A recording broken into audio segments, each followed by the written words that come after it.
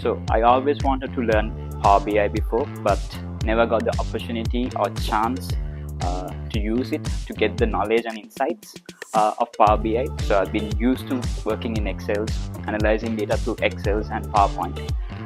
But after today's session, thankfully to Dhilhan, how he has been explaining us the fundamental of Power BI and how he built our confidence to use Power BI and use the deeper analysis techniques and visualization techniques to gain much more deeper insights, actually helped me a lot.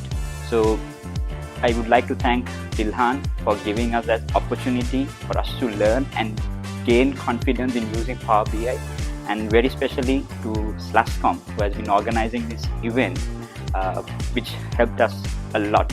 So hopefully I will use what I learned today into practical business world scenarios in my company, probably in future companies that I will be working in.